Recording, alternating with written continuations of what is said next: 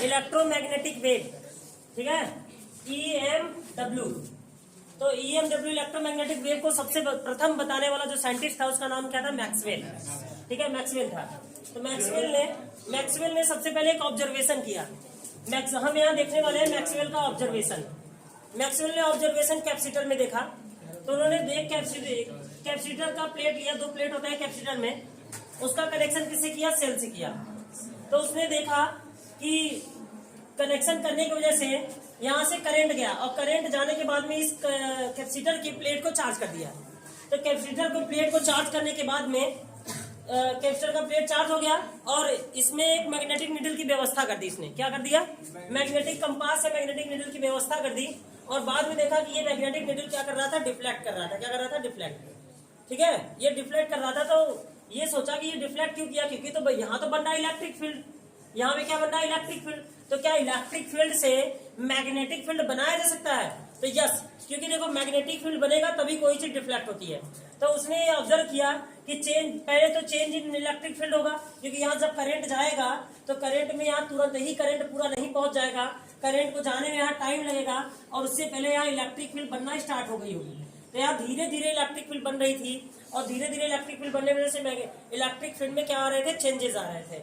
Electric field में change होने की वजह से फिर है मैग्नेटिक फील्ड। जो करंट था, करंट की वजह से क्या बना होगा? मैग्नेटिक फील्ड बना होगा। क्योंकि जहां करंट होता है ऑस्टेड के इफेक्ट के अनुसार, क्या जहां करंट होता है तो वहां क्या मैग्नेटिक फील्ड बन सकता है? तो यस, ऑस्टेड ने बताया था कि अगर किसी कंडक्टर में करंट आप फ्लो करवाएंगे तो वहां पे क्या बन जाता है? मैग्नेटिक फील्ड बन जाता है। तो अगर मैग्नेटिक फील्ड बना है तो क्या वहां मैग्नेटिक फ्लक्स बनना पॉसिबल है? तो यस, इलेक्ट्रोमैग्नेटिक इंडक्शन वाले चैप्टर में हमने आसानी से पढ़ा था, यही पढ़ा था कि जहां इलेक्ट्रिक फील्ड बनता, जहां मैग्नेटिक फील्ड बनता है वहां इलेक्ट्रिक फ्लक्स भी बनता है। तो फ्लक्स बना, और फ्लक्स में अगर चेंजेस लाएंगे तो ईएमएफ बनता है। क्या बनता है? ईएमएफ। तो यहाँ कहीं ना कहीं फ्लक्स में चेंजेस हो रहा है, और जिसकी वजह से क्या बन रहा है? ईएमएफ। हम फ्लक्स का नाम ना ले भी तो हम सीधा कह सकते हैं इसमें इंड्यूस्ड करंट बन जाएगा। क्या बन जाएगा? इंड्यूस्ड करंट, क्योंकि मैग्नेटिक फ्लक्स बना होगा जिसकी वजह से ईएमएफ बना होगा, और ईएमएफ के बाद में हमें क्या मिल जाता है? इंड्यूस्ड करंट बन जाता है। और ये इंड्यूस्ड करंट अगर फिर से बन गया, इस प्लेट के अंदर इंड्यूस्ड करंट बना है, तो वो इंड्यूस्ड करंट फिर से क्या बनाएगा? मैग्नेटिक फील्ड बनाएगा, ठीक है ना। अपोजिट डायरेक्शन में मैग्नेटिक फील्ड बनाएगा, और मैग्नेटिक फील्ड इसके अंदर रखी मैग्नेटिक नीडल को क्या कर देगा? डिफ्लेक्ट कर देगा। तो अगर मैग्नेटिक फील्ड बना और सुई डिफ्लेक्ट हो गई, इसका मतलब उसका कहीं ना कहीं कारण करंट था। कौन था? करंट था। इसका मतलब इसके बीच में without any connection needle deflect हो गया, उसका कारण मैग्नेटिक फील्ड था। क्या था? मैग्नेटिक फील्ड के कारण ही ये निडल क्या हुआ है? डिफ्लेक्ट हुआ है। और अगर मैग्नेटिक फील्ड के कारण मैग्नेटिक निडल डिफ्लेक्ट हुई है तो मैग्नेटिक फील्ड आया कहां से? तो मैग्नेटिक फील्ड करंट की वजह से आया होगा। किसकी वजह से आया होगा? करंट की वजह से आया होगा। इसका मतलब इसके बीच में कहीं ना कहीं करंट बना है, और उस करंट का नाम पड़ा आईडी बोले तो डिस्प्लेसमेंट करंट। और अब हम इसी कॉन्सेप्ट को पढ़ने वाले हैं कि डिस्प्लेसमेंट करंट आया कहां से, ठीक है। और हम जब एम्पियर सर्किटल लॉ पढ़े थे तो एम्पियर सर्किटल लॉ में एक चीज अधूरी थी। मतलब एम्पियर सर्किटल लॉ में हम आसानी से पढ़े थे कि एम्पियर सर्किटल लॉ बी का line integral B dot d l बराबर होता है म्यू जीरो और समेशन आई के। और यहाँ एक चीज अधूरी रह गई थी, उसी चीज को अधूरा करने के लिए मैक्सवेल का ऑब्जर्वेशन आया, और मैक्सवेल ने अपने ऑब्जर्वेशन में यही बताया कि 2 प्लेटों के बिटवीन में अगर कोई मैग्नेटिक निडल रख दिया जाए तो वो डिफ्लेक्ट हो जाता है। क्या हो जाता है? डिफ्लेक्ट हो जाता है, मतलब वो मोशन करने लगता है। और इस मोशन का कारण क्या है? तो डिस्प्लेसमेंट करंट है, क्योंकि डिस्प्लेसमेंट करंट क्या बनाया होगा? मैग्नेटिक फील्ड बनाया होगा। और मैग्नेटिक फील्ड में जब भी कोई चीज रखी जाती है, कोई कंडक्टर रखा जाता है, चार्ज कंडक्टर रखा जाता है, क्या चार्ज कंडक्टर रखा जाता है, तो वो कंडक्टर पे एक फोर्स लगता है और वो क्या कर जाता है? डिफ्लेक्ट कर जाता है। इसका मतलब इस निडल बिल्कुल प्लेट के बीचों बीच रखा गया था, और इसके बीच में कोई भी कनेक्शन नहीं था, सिर्फ प्लेट दोनों चार्ज थे क्योंकि उसको करंट मिल रहा था, और बीच में कोई भी करंट के लिए कनेक्शन नहीं था। फिर भी प्लेट के बीच में रखा हुआ मैग्नेटिक निडल क्या कर रहा था? मोशन कर रहा था, हिल रहा था। तो इसका रीजन क्या था? डिस्प्लेसमेंट करंट था, क्योंकि मैग्नेटिक फील्ड की वजह से पहले क्या बना, मैग्नेटिक फील्ड बना, और मैग्नेटिक फील्ड बनने की वजह से करंट बना, और करंट बनने की वजह से फिर से मैग्नेटिक फील्ड बना, और यही मैग्नेटिक फील्ड जो दोबारा बना है इस मैग्नेटिक नीडल को क्या कर रहा था, डिफ्लेक्ट कर रहा था। ठीक है, और उस डिफ्लेक्शन का कारण क्या था, डिस्प्लेसमेंट करंट था। अब हम इसी डिस्प्लेसमेंट करंट को कैलकुलेट करेंगे, मतलब एम्पियर सर्किटल लॉ में इस अधूरे इक्वेशन को हम क्या करेंगे, पूरा करेंगे। ठीक है, तो इसके बाद हम इक्वेशन को पूरा करेंगे। हमने देखा था मैक्सवेल का ऑब्जर्वेशन क्या था, उन्होंने बताया करंट से क्या बनेगा, इलेक्ट्रिक फील्ड तो बनता है, सबको पता है कि करंट से इलेक्ट्रिक फील्ड बनता है। ठीक है ना, ये करंट जाएगा और इलेक्ट्रॉन को पुश करेगा, किसको पुश करेगा, इलेक्ट्रॉन को पुश करेगा। पहले तो वोल्टेज जाएगा, वोल्टेज करंट बनाएगा, और करंट से फिर करंट तब बनता है जब हमारा इलेक्ट्रॉन अपोजिट डायरेक्शन में क्या करे, मोशन करे। कंडक्टर में इलेक्ट्रॉन क्या करता है, अपोजिट डायरेक्शन में मोशन करता है, मतलब अगर इलेक्ट्रॉन इधर जा रहा है तो करंट किधर जा रहा होगा, इधर।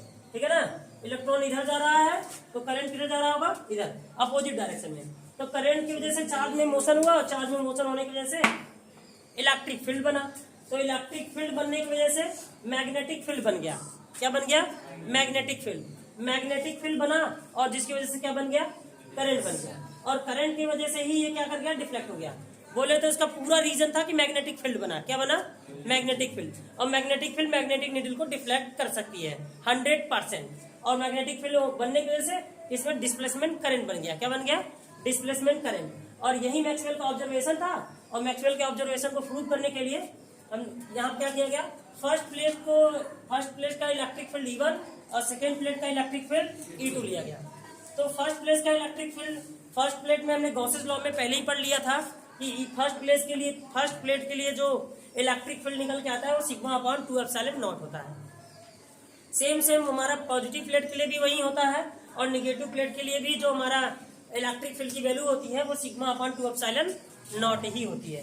अगर हम टोटल फील्ड की बात करें तो E1 प्लस E2 कर रहे होंगे, और जब हम इसे कैलकुलेट करेंगे तो सिग्मा अपॉन एप्सिलॉन नॉट आएगा टोटल के लिए, जहां हम कह सकते हैं कि sigma equal to Q by A होता है। ठीक है, सरफेस चार्ज डेंसिटी होता है। ठीक है ना, सरफेस चार्ज पृष्ठीय आवेश घनत्व हिंदी में कहते हैं, और वो चार्ज अपॉन एरिया होता है, क्योंकि चार्ज कहाँ बिछाया गया है, इस प्लेट के एरिया पे बिछाया गया है। चार्ज इसको कहाँ बिछाया गया है, इस प्लेट के एरिया पे बिछाया गया है। ठीक है, तो इसलिए सरफेस चार्ज डेंसिटी लग गया यहाँ पे Q बाई A। तो यहाँ से अगर हम Q का मान निकालें तो देखो यहाँ पे हमने ये सिग्मा की जगह Q बाई A रख दी है एप्सिलॉन नॉट, और हम यहाँ से Q की वैल्यू निकाल रहे हैं। तो यहाँ से Q की वैल्यू निकालेंगे तो क्या हो जाएगा, E total A epsilon not. तो हम यहाँ पे E total Q equal to E total A epsilon not, और सिर्फ इतने वाली वैल्यू को क्या हम फाई कह सकते हैं, क्योंकि इलेक्ट्रिक फ्लक्स जो होता है फाई E बराबर E डॉट A होता है।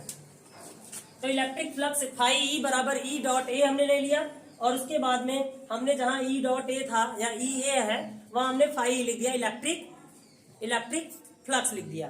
तो हमने कहा भाई अब इसको डिफरेंशिएट करेंगे टाइम के रिस्पेक्ट में, क्योंकि मुझे करंट चाहिए। क्या चाहिए, करंट। मुझे चार्ज से करंट चाहिए, तो एक क्वांटिटी से दूसरे क्वांटिटी में जब भी किसी वैल्यू को चेंज करना होता है तो वहां मैथमेटिकली डिफरेंशिएट किया जाता है। क्या किया जाता है, डिफरेंशिएट। तो इसीलिए हम बोथ साइड क्या करने वाले हैं, डिफरेंशिएट करने वाले हैं, वो भी टाइम के रिस्पेक्ट में। जो भी चीजें यहाँ हो रही होंगी टाइम के रिस्पेक्ट में होता है। तो इसीलिए dQ अपॉन dt और d अपॉन dt पूरे को डिफरेंशिएट कर दिया d बाई dt लगा के। तो यहाँ पे ये dQ बाई dt करंट होता है, सबको पता है, और ये यही करंट हमारा कहलाता है डिस्प्लेसमेंट करंट। कौन सा current, displacement current, denoted by ID। अब यहाँ पे एप्सिलॉन 0 कांस्टेंट इसलिए बाहर निकल जाएगा। यहाँ फ्लक्स हमारा वेरिएबल हो सकता है, इसलिए आप कहेंगे d phi E upon dt। अब देखो एम्पियर का सर्किटल लॉ, जिसके पहले हम मैग्नेटिक फील्ड का जब चैप्टर स्टार्ट किए थे, मैग्नेटिक का चैप्टर, तो उसमें एक एम्पियर सर्किटल आया था कि क्लोज सरफेस में, किसी क्लोज सरफेस में जाने वाले करंट और क्लोज सरफेस के अंदर जाने वाले करंट और क्लोज सरफेस के बाहर जाने वाले करंट, ठीक है ना, का समेशन I μ0 का मल्टीप्लाई बराबर होता है B का line integral into DL। B का लाइन इंटीग्रल, इसको क्या बोला जाता है, B का लाइन इंटीग्रल। तो B का लाइन इंटीग्रल बराबर होता है μ0 चुंबकीयशीलता, मैग्नेटिक परमेबिलिटी, चुंबकीयशीलता, और उस बंद लूप में जाने वाली करंट और आने वाली करंट का अलजेब्रिक सम। अलजेब्रिक सम का मतलब अगर करंट हम आते समय को प्लस में ले रहे हैं तो जाते समय वाले को हम क्या लेंगे, माइनस में लेंगे, उसका मतलब अलजेब्रा होता है, अलजेब्रिक सम हो गया। और यहाँ पे एक इक्वेशन, यहाँ पे जो आने वाला था जो ये इक्वेशन अधूरा था, इस इक्वेशन को मुझे पूरा करना था by the help of Maxwell observation, और इस करंट ये इक्वेशन को अधूरा इक्वेशन को पूरा करने के लिए ये वाला करंट आया जो इसको पूरा करेगा, जिसका नाम है डिस्प्लेसमेंट करंट। तो यहाँ आईडी आएगा, क्या आएगा, आईडी, डिस्प्लेसमेंट करंट, और इस इक्वेशन को कर देगा पूरा। तो ये अब एम्पियर सर्किटल लॉ का पूरा फार्मूला क्या बनेगा, बी का line integral mu zero summation I और प्लस आईडी की पूरी value epsilon zero D phi upon dt। और ये हो गया मैक्सवेल के पूरे ऑब्जर्वेशन से एम्पियर सर्किटल लॉ का पूरा इक्वेशन निकल के चला आया। जो इक्वेशन अधूरा था वो जाके यहाँ पे पूरा हो गया, और ये था हमारा डिस्प्लेसमेंट करंट। ठीक है, इसे नोट डाउन करेंगे।